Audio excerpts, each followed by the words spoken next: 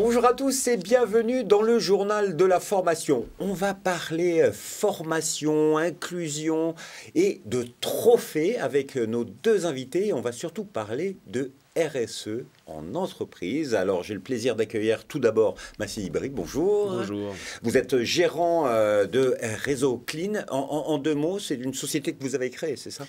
Exactement, c'est une société de nettoyage que j'ai créée depuis maintenant près de 15 ans.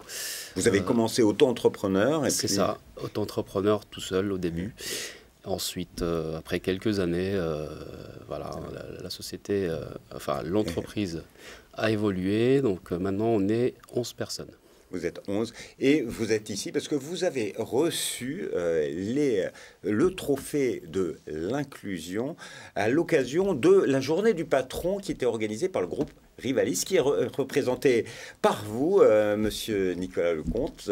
Vous êtes conseiller chez Rivalis. Rivalis, en deux mots, comment le présenter? C'est un réseau qui accompagne les TPE. C'est un réseau qui a 30 ans aujourd'hui, qui a été créé par Henri Valdan et qui a pour but d'accompagner les TPE dans le pilotage d'entreprise. Alors Rivalis a organisé une journée du patron qui était centrée sur la problématique de la RSE, c'est ça, et pour l'occasion, il y avait des trophées, c'est ça? Exactement, alors Rivalis a décidé d'organiser une journée des patrons parce qu'il y a plein de gens qui ont leur journée et les patrons n'ont pas leur journée, donc voilà, c'était l'occasion, puis c'est logique que Rivalis, qui soit le premier réseau d'accompagnateurs en France des patrons, puisse l'organiser. Et on a choisi le thème de la RSE parce que c'est un thème qui est important, qui est d'actualité, et Rivalis se doit d'être, entre guillemets, précurseur sur ce sujet-là, et c'est pour ça qu'on a choisi ce thème. Alors, et puis, il y a eu la remise de 4 trophées. Alors, il y avait différents trophées. Le trophée des 3 R, réduire, réutiliser, recycler. Le trophée de la gestion durable des ressources. Le trophée espoir pour l'avenir. Et le trophée de l'inclusion. Et c'est vous qui... Pourquoi d'abord délivrer des trophées à cette occasion? En fait, les patrons de TPE font de la RSE sans le savoir. Et du coup, on voulait récompenser justement ça. Et on s'est rendu compte en préparant cette journée qu'on avait plein de patrons qui faisaient de la RSE de manière totalement naturelle par rapport à leurs convictions, par rapport à leur sensibilité. Et en fait, c'était beau, c'était des belles histoires en fait. Et on avait envie de raconter ces belles histoires et surtout on avait envie de montrer à d'autres patrons, parce qu'à cette occasion on a invité à peu près une centaine de patrons, on avait envie de leur montrer que finalement c'était possible, que c'était pas un mot galvaudé, mais que c'était eux aussi pouvaient en faire et en faisaient naturellement d'ailleurs. Alors justement, un patron qui a reçu un trophée, il est là. Cher Massi Ibri, vous avez, j'imagine, été surpris quand vous avez reçu ce trophée, quand vous annoncez que vous aviez un trophée? Complètement, effectivement. J'étais tout d'abord surpris. Et voilà, donc Nicolas me l'a annoncé. Et puis j'avais demandé justement comment ça se fait. Donc effectivement, en regardant, Nicolas m'a bien justement...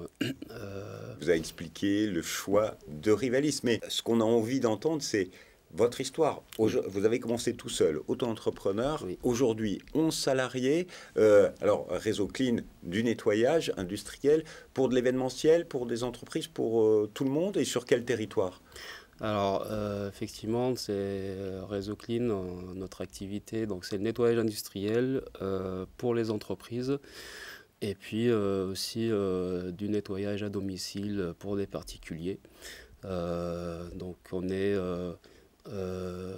implanté en Seine-Saint-Denis, donc à Gagny. Et la majorité de vos clients, j'imagine, sont sur le département ou ça y est, l'entrepreneur que vous êtes se développe et alors effectivement, on a développé en Seine-Saint-Denis, mais pas que. Donc on a des clients maintenant qui sont un petit peu dans les autres départements. Alors, vous avez reçu ce trophée de l'inclusion pour votre politique RH. En discutant avant l'émission, vous m'expliquiez que vous recrutez avec des associations locales. Pourquoi cette volonté? Oui, donc effectivement, on est en contact avec des associations locales avec lesquelles aussi on travaille également pour des prestations de nettoyage. Alors, ça a été surtout lancé au moment du Covid. C'est à ce moment-là qu'on a eu une collaboration avec plusieurs associations. Bah, après, le bouche à oreille fait que chaque association parle de nous. Donc, c'était un réseau territorial. Un petit peu, effectivement. C'est exactement ça. Et donc, à un moment donné, donc avec les échanges que j'ai eus avec eux, donc, on parlait aussi de cette partie-là de personnes en difficulté. Et à ce moment-là, donc j'ai effectivement reçu des personnes venant de ces associations. Mais alors, qu'est-ce qui fait qu'un patron comme vous fait le pari de recruter des personnes qui seraient en difficulté et que d'autres entreprises ne recruteraient pas? Vous aviez envie? C'est un peu, je sais pas, ça doit être intuitif. Effectivement, c'est une envie aussi de donner la chance à des personnes. Puis vous voulez donner la chance à tout le monde. Ça, c'est un truc important dans une politique RH en matière d'inclusion. Oui, bah justement, il a le cœur sur la main en fait, et il le fait naturellement. Et avec Massy, ça marche au mérite. Et donc, si on est méritant et si on apprend, et il leur donne leur chance, en fait. Voilà. Alors, c'est quoi vos salariés aujourd'hui, s'il faudrait les décrire? Tu vas me dire, ils sont excellents, ils font un taf exceptionnel. Carrément. Ça, on l'a compris, puisque vous vous développez. Mais au départ, ils venaient d'où? Oui, alors j'ai par exemple le plus ancien de mes salariés, c'est une personne de 54 ans, qui est aussi personne reconnue à mobilité réduite. Donc voilà, c'est quelqu'un qui est là depuis maintenant bientôt 8 ans. Votre premier salarié, c'était une personne en situation de handicap, d'un certain handicap, mobilité réduite. C'est un handicap qu'on parle dans le secteur. Exactement. Effectivement, c'est une personne handicapée. Merci. Donc, et puis, mais je suis aussi très, très heureux de l'avoir avec moi et avec nous dans la société, parce que on dit de lui, effectivement, donc sur papier qu'il est handicapé, mais sur le terrain, ça vaut parfois 2 personnes. Vu non, mais j'imagine que dans d'autres secteurs d'activité, un patron dans notre secteur, il dit, mais pourquoi tu es premier salarié? Tu as pris un risque? Non, tu n'as pas pris le risque parce que tu savais, parce que... Alors, qu'est-ce que tu as mis en place pour l'accompagner? Tu lui as proposé des formations, parce que dans ce trophée de l'inclusion, il y a des formations. Oui. Les salariés peuvent bénéficier de formations, de certifications. Exactement. Alors, la même personne, justement, a reçu 2 formations certifiantes. Il a été formé en AERP, donc agent d'entretien de rénovation en propreté. Donc CQP. Et ensuite, il a fait une formation en certibiocide. Donc, comme je disais, depuis le Covid, on a été beaucoup sollicité pour des désinfections et des traitements de lutte. Avec des produits... Effectivement, lutte anti-nuisible, avec des produits dangereux qui peuvent être dangereux. Et ça passe effectivement par une formation. Ça a été ton premier salarié, mais oui. Après, derrière, il y en a eu d'autres, avec d'autres profils. Il y a des jeunes et moins jeunes, et il y a des personnes qui arrivent de l'étranger, ne parlant pas français ou peu le français, et aussi tu les as accueillis, tu as fait le pari, mais ça c'est aussi parce que le secteur, c'est difficile de recruter sur ces métiers ou pas?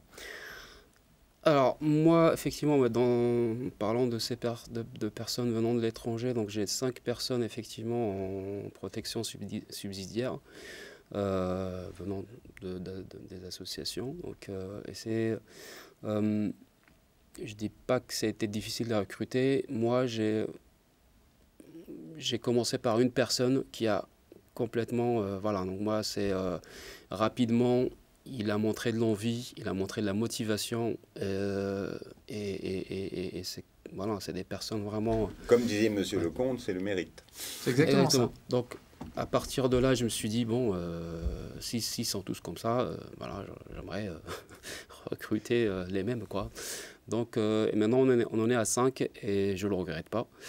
J'ai aussi des personnes à moins de 26 ans, des jeunes actifs, on va dire. Et puis, donc on a aussi... c'est difficile, on dit que les jeunes aujourd'hui, ils n'ont pas envie de trop travailler, la pénibilité. Est-ce que c'est difficile de recruter des jeunes aujourd'hui? Là, je parle au patron. Oui, alors, est-ce que c'est difficile? Donc, effectivement, c'est pas la même chose de parler avec une personne de 54 ans et une personne qui en a 23. C'est pas les mêmes intérêts, c'est pas les mêmes... mais on va dire, si on arrive à leur faire comprendre un peu c'est quoi ce métier et à essayer de valoriser ce qu'ils font, généralement ça se passe bien. Donc, mais c'est ça la politique RH, on est en plein dedans.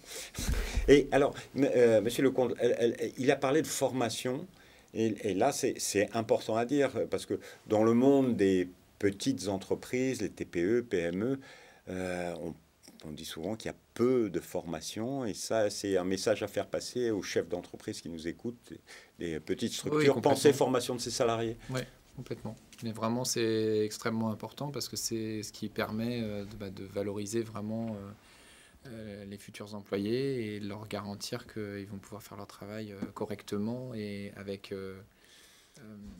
et vous les accompagnez, vos chefs d'entreprise là-dessus, parce que organiser une formation pour ses salariés, parfois ça peut être compliqué, il faut passer par des OPCO, il y a des centres de formation, le choix, le camp. On peut les accompagner sur ces sujets-là. On va les accompagner aussi surtout sur le fait de faire le pas, d'aller chercher des salariés supplémentaires.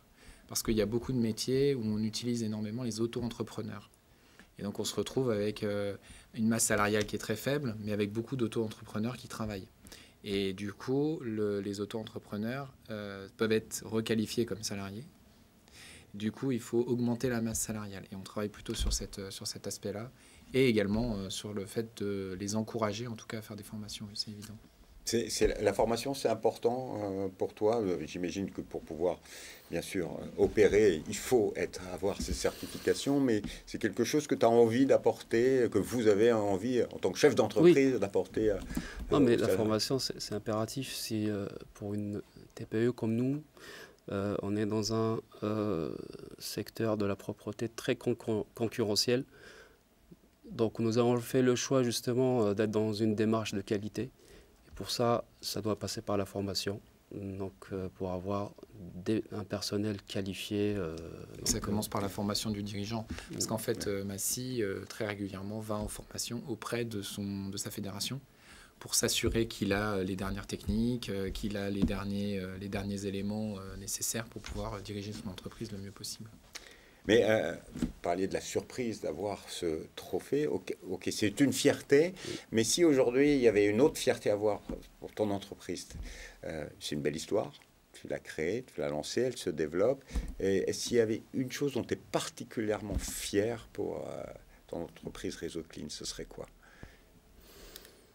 Alors, c'est effectivement le fait de la voir grandir. Bon, c'est vrai qu'on reste encore une structure petite, de taille humaine, mais déjà de voir un peu ce parcours qui a été celui de moi au départ, tout seul avec mon mouilleur et ma raclette et mon seau, et de pouvoir effectivement passer certaines étapes plus ou moins difficiles et d'arriver aujourd'hui à avoir autour de moi toute une équipe. Ça, effectivement, c'est une fierté. Et j'aimerais bien continuer à la développer. Et pourquoi pas, voilà. Donc, on l'espère pour vous. La faire grandir. Réseau Clean, si ça vous intéresse, un site internet, c'est réseauclean.com. Et vous faites pas mal de nettoyage événementiel pour les grosses occasions, les Jeux Olympiques dans le 93, il y a des marchés un petit peu ou pas. On n'a pas le droit de le dire, mais normalement. Oui, effectivement, mais pour l'instant, voilà, donc on essaie de répondre un peu à toutes les demandes, on va dire. Alors, là, on vient de parler de trophées de l'inclusion, de la formation d'entreprise, mais plus globalement, il y avait d'autres trophées, et on parlait de que fait Rivalis pour accompagner les chefs d'entreprise en matière de RSE? Parce qu'il faut à un moment donné l'afficher, parce que c'est des demandes. Et vous révélez aux entrepreneurs, voilà ce que vous faites, ou est-ce que vous les conseillez parfois en disant, attention, il faut changer de politique, il faut... Alors, la RSE, c'est 7 piliers fondamentaux. Déjà, on est dans un pays occidental, donc il y a déjà énormément de choses qui sont finalement déjà respectées dans les 7 piliers. Et ensuite, nous, on va traduire ces 7 piliers pour que les chefs d'entreprise puissent prendre conscience en fait de ce qu'ils font déjà et de ce qu'ils pourraient faire entre guillemets en plus. Ce qui est intéressant à savoir aussi, c'est que maintenant, pour faire un appel d'offres public, il faut mettre en avant et valoriser la RSE. Si elle n'est pas valorisée, il y a peu de chances d'obtenir le marché. Donc c'est très important pour nous, bien évidemment, en tant qu'accompagnateurs des dirigeants, de pouvoir les aider sur cette partie-là. Et donc il faut que les chefs d'entreprise fassent toujours attention à la RSE. Mais c'est des gestes tout simples qui sont déjà faits, mais des fois, parfois, on dit que c'est des contraintes administratives. J'imagine oui, que... mais en réalité, ce qui est intéressant aussi, c'est qu'on peut gagner de l'argent en faisant une politique RSE.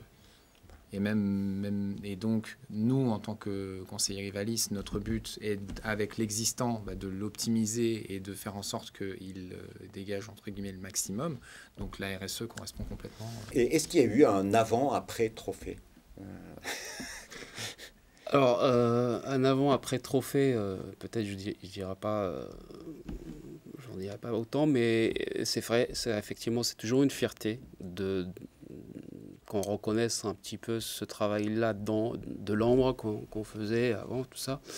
Donc, et c'est toujours encourageant, évidemment. Et ça permet de mieux communiquer sur la marque. Exactement, ça permet de mieux communiquer. D'ailleurs, je remercie l'accompagnement, Nicolas, avec son accompagnement qualitatif.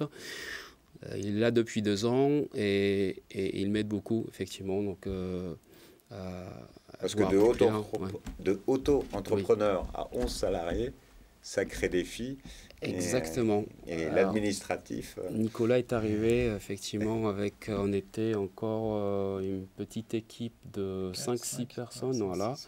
Et il m'a toujours, effectivement, encouragé dans le sens plutôt de l'embauche. Voilà. Donc, merci à tous les deux pour votre témoignage. Merci pour cette belle histoire. Vous l'avez compris, la RSE dans des petites entreprises, ça marche, ça peut marcher. Pensez-y en permanence. En tout cas, former ses salariés, c'est capital. C'était la conclusion de ce journal de la formation et je vous dis à bientôt pour une nouvelle émission. Au revoir.